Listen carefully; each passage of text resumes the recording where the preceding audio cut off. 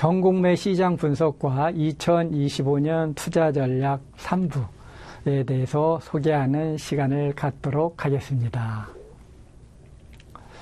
먼저 경매 시장의 단계별 유형을 소개하겠습니다. 경기 불황의 초기에는 주거용 부동산이 물꼬를 터지고요. 불황이 심화되면 중기에 진입을 하면 소위 수익형 부동산, 우리는 꼬마 빌딩으로 친숙한 꼬마 빌딩들이 경매 시장에 등장을 하고요. 그리고 경기 불황의 끝자락으로 넘으면 초대형 부동산, 즉 업무용 부동산 시장도 경매 시장에 등장하게 되는데요. 현재 우리 경매 시장에서는 봤을 때는 경기 불황의 유형은 중기에서 말기에 초입, 즉 중기에 이미 진입을 했다라고 표현할 수도 있겠습니다. 이런 연유로 우리가 과거에 금융위기 때도 쉽사리 보지 못했던 경매 물건들이 등장하고 있는데요. 강남역에서 가장 핫플레이스라고 일명 일컬어지는 11번 출구 뒷변에 있는 근린시설의 경매 예정 물건이 되겠습니다. 과거에 일부 강남역 인근에 있어서 구분상가, 특정 호수가 경매에 나온 사례들은 종종 있었지만 비록 2면, 3면도로일지라도 강남역 11번 출구의 후면에 있는 근린시설의 전체 건물이 경매 시장에 등장했다라는 것은 예사로운 일이 아닌 것 같습니다. 강남구 청담 등에 있는 역시 근린시설이 되겠는데요. 이 물건도 지난해 경매가 접수돼서 올 중에 예정된 물건이 되겠습니다. 이들 지역은 불과 3, 4년 전에 비해서 고마 빌딩들이 몸집을 적게는 2배에서 많게는 3배 이상으로 단기간에, 즉 코로나 전후로 몸집이 급격히 불렸는데요. 아마 단기간에 급등한 몸집을 임대료가 미처 따라가지 못함으로 인해서 과도하게 레버리지를 이용한 투자자들이 은행 이자를 감당하지 못해서 경매의 비용을 받고 있는 것 같습니다. 우리나라 부동산 시장에서 가장 핫플레이스 중에 하나로 일컬어진 성수동 역시 경매를 비껴가지 못하고 있는데요. 성수동의 핫플레이스는 1번 출구에 4번 출구, 3번 출구 등에 있는 카페거리 일명 연무장길이 되겠는데요. 이 경매 물건 역시 지난해 개시 결정된 성수동에 있는 현재 카페 등으로 이용하고 있는 물건이 되겠습니다. 과거에는 공장 용도, 공장 시설로 이용했는데 건물을 전체적으로 리뉴얼하고 현재는 카페 시설로 이용하는 물건인데요. 감정가가 큰 400억대에 이르는 물건이 되겠습니다. 과거에 같으면 사실 이런 물건들이 우리 경매 시장에서 접하기는 거의 어려웠는데, 또 하나 우리 경매 시장에서 이처럼 초대형 물건이 등장하는 이유가 은행의 이자를 못 내서 나오는 경우도 있지만 소유자들 간의 작은 생각의 차이에 의해서 경매가 나오는 경우도 있는 것 같습니다. 즉 상속이나 증여 등을 통해서 소유자가 된 가족들이 생각의 차이로 공유물 분할에 의해서 공유물 분할 재판에 의한 경매로 나오는 경우가 종종 강남권 또는 핫플레이스의 초대형 물건 중에 경매 이유 중에 하나이기도 합니다. 앞전에 소개했던 경매 시장에 대해서 다시 한번 정리를 하면은요, 지난해 전국적으로 매각가율은 평균 67.9%였습니다. 반면에 서울 지역은 가장 일반인들이 선호하는 지역이죠.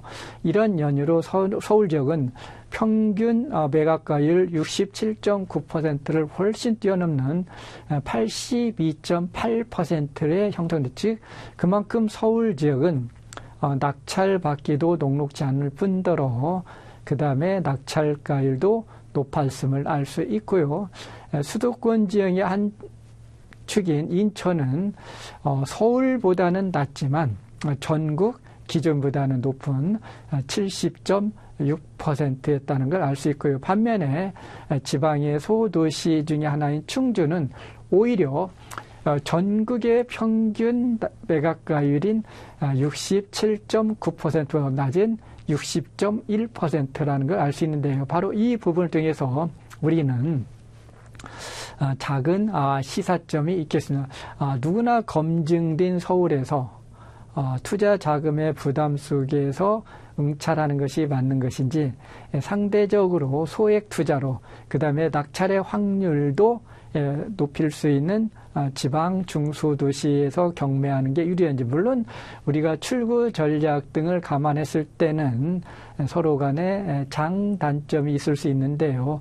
그렇지만 우리는 모든 지방의 중소도시에도 핫플레이스들이 있기 때문에 임장이라든가 발목, 발품을 따라서 여하에 따라서는 우리가 훨씬 더 수익률을 극대화할 수 있는 물건도 주변에 널려 있다라고 보여지고요. 참고로 지난해 충주 지역에서 낙찰된 782건 중 최고 경쟁률은 18명이었답니다. 우리 아마 서울 수도권에서는 18명은 가장 흔한 참여, 일반적인 참여의 형태에 불과할 텐데, 지방의 소도시에서는 최고의 경쟁률, 즉 이 얘기는 우리가 뒤집어서 얘기하면 거의 대부분의 물건은 응찰자가 3명을 넘기지 않는다라는 것, 즉 거의 응찰 시점이 낙찰 시점과 동의어가 될 수도 있다라는 해석이 가능하겠습니다. 다음은 경매, 공매의 물건이 있어요. 저는 개인적으로 경매와 공매는 융합 어느 하나만 고집스럽게 주장하기보다는 가장 이상적인 형태는 공매로 낙찰을 받고 경매로 출구 전략을 세우는 게 저는 가장 이상적인 프로세스가 되지 않나라고 보여지고요. 그에 근접하는 물건 하나를 소개하도록 하겠습니다. 광화군 삼산면에 있는 주택가의 도로의 일부 지분으로 공매가 나온 물건이 됩니다. 이 물건은 금융위기 당시에 있고요. 그리고 공매, 그리고 지분의 도로이자 260만 원의 절반이 떨어지자 어느 분이 홀로 참여해서 반값인 136만 원에 낙찰이 된 사례가 되겠는데요. 이 물건에 이 지분 일부 14.6%를 낙찰받은 지분권자는 나머지 지분 소유자를 상대로 공유물 분할 소송을 제기합니다. 주택가 도로로 사용하는 도로를 소유 세 사람의 소유자의 지분으로 분배할 수가 없게 되겠죠. 그래서 법원에서는 전체를 경매에 붙여서 그 매각대금을 가지고 소유 지분별로 분배하라는 판결이 내립니다. 그 판결에 의해서 136만 원에 낙찰받으신 분은 인천지방법원에 경매를 신청을 했는데요. 지난 5월 12일 날 5,500여만 원의 첫 경매가 나왔는데 신건에 두 사람이 경합을 벌인 끝에 1억 6,500여만 원에 낙찰이 됩니다. 그럼 이 낙찰가 1억 6,500여만 원 중에서 경매 신청 채권자이자 공매로 14.6%를 낙찰받은 양모 씨는 약 2,400여만 원을 배당을 받게 되는데요. 약 10년 전에 공매를 통해서 136만 원의 낙찰을 받은 물건을 10배 이상의 차익을 실현하게 됩니다. 우리가 일반적으로 지분 물건의 가장 이상적인 프로세스는 2년의 소요 기간을 감안하고 그리고 출구 전략 시 엑시트 시에는 최초 감정가 대비 1.5배 이상의 이익이 나오면 가장 무난한 우리가 투자 전략이라고 하는데요. 비록 이분은 보유 기간은 10년이지만 10배 이상의 차익을 남길 수 있기 때문에 아주 의미 있는 사례 물건이라고 하겠습니다. 우리 경매와 공매의 절차를 비교하면 앞전에 소개했듯이요. 과거에는 20여 년 전에는 경매 절차와 공매 절차는 많이 달랐습니다. 그러나 지금은 거의 90% 이상이 일치가 됐습니다. 즉 공매 제도가 여기서 공매는 여러 가지 종류가 있는데 압류재산 공매를 의미한다는 걸 염두에 두시고요. 압류재산 공매는 지금 현재 민사집행법상 법원 경매 제도에 거의 순치했는데 마지막 순치한 게 농지 관련입니다. 과거의 공매는 경매는 매각 결정 기일까지 농지증이 필요한 반면에 공매는 소유권 이전 등기일까지 농지증을 제출하면 되는데 이제는 공매도 경매처럼 매각 결정 기일까지 농지증을 제출하면 되고요. 차이점이라면 만약에 기한 내에 농지증을 제출하지 못하면 경매는 매각이 불허가가 되고 보증금이 몰수되는데요. 공매 역시 기한 내 농지증을 제출하지 못하면 매각은 불허가가 되지만 보증금은 돌려준다라는 거고요.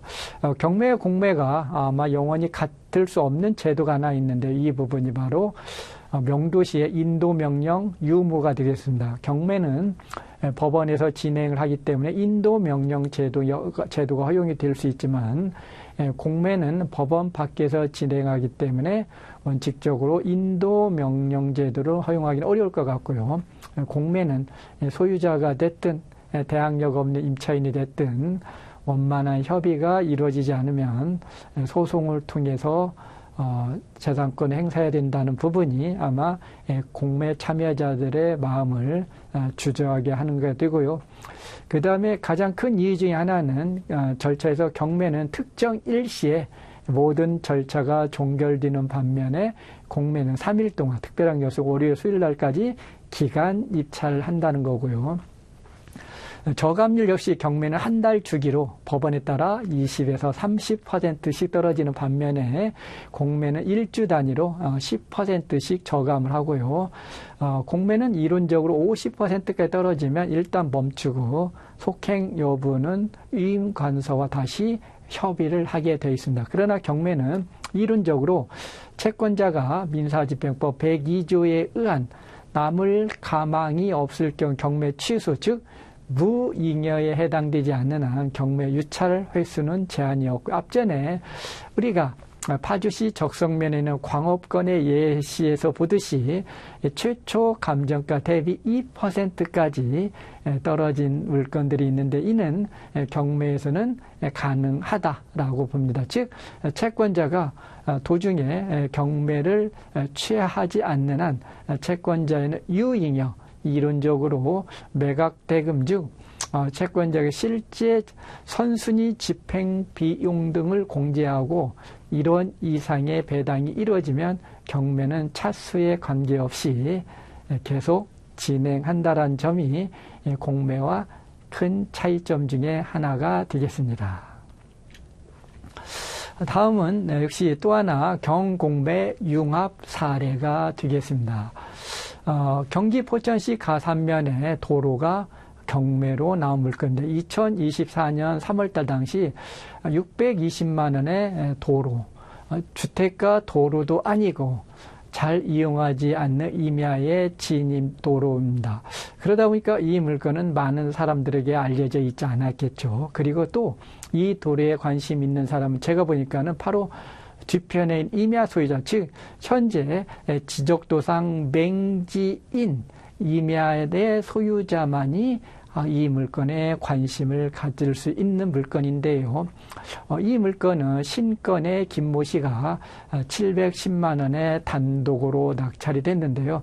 바로 취구가 매수인이 제가 앞전에 소개한 바로 경매 도로의 뒤편에 있는 임야의 즉 맹지의 소유자입니다. 그런데 이 김모 씨는 1년 전에 뒤편의 임야를 공매를 통해서 낙찰받습니다. 당시 낙찰받고자 하는 면적이 12,000평이 넘는 아주 크고 좋은 땅이 되겠는데요. 포천의 푸른술 골프장에서 멀지 않은 곳에 위치하고 있는 물건인데, 이 물건은 공매라는 이유로 남들한테 널리 두루 알려져 있지 않았습니다. 3억 8천대의 물건이 1억 미만 9,500만 원까지 떨어지자 바로 김모 씨가 혼자 들어가서 9,700만 원에 낙찰이 됐는데요. 700만 원을 들여서 진입로 1차 확보하고 2차적으로 남은 도로만 추가적으로 확보가 가능하다라면 맹지의 감정가 3억 8천대, 즉 4억대의 맹지가 길을 확보하는 순간 이 물건은 최소 4억대는 기본이고요. 맹지가 3억 8천이었기 때문에 진입로가 확보하는 순간 10억대의 땅값으로 둔갑하는 것도 시간 문제일 수도 있다. 아마 우리가 경매와 공매를 융합해서 가장 수익을 극대화한 사례 중에 하나가 되지 않을까 생각을 하는 물건이 되겠습니다. 근린시설 역시 경매로 나오냐, 공매로 나오냐 해서 앞전에 제가 동대문구 회기 등에 있는 물건에서 소개했듯이 가격 차이가 있는데요. 먼저 서울 용산구 이태원 등의 경매 물건이 되겠습니다. 200억대 물건이 한 번 떨어져서 160억대까지 떨어지자 경합 끝에 경매를 통해서 195억에 낙찰된 물건이 되겠는데요. 인근 지역에 신탁 공매로 역시 공매 나온 물건이 됩니다. 지역은 인근 지역이고요. 또 지하철 여건석에서 좀 차이는 있지만 큰 틀에서는 유사하다고. 근데 가격만 놓고 보면 경매는 195억에 낙찰이 된 반면에 공매는 권리 분석의 비대칭성, 불안전성이 있더라도 50억 산 147억에 낙찰이 됐는데요. 과연 우리가 공매가 권리 분석의 난이도가 50억 정도의 낙찰자가 부담할 뿐이냐? 그러지는 않죠. 결국은 일반인들이 선호하지 않는 공매, 그 다음에 모든 정보의 공개가 불안전하다는 이유로 공매 참여를 꺼려하는 것을 바로 역발상한 낙찰자가 50억 원 정도의 싼 금액에 최고가 매수인이 된 사례 물건이 되겠습니다. 제가 2025년 경매시장 또는 공매시장에 대해서 시장 분석과 전망을 했고요. 우리 부동산학의 메카이자 요람인 서울디지털대학교 부동산학과에 지원하고자 하는 우리 선생님들이 많은 도움이 되시고요. 학교에서 함께 소중한 인연을 함께하기를 바라면서 오늘 강의를 마치도록 하겠습니다. 수고하셨습니다.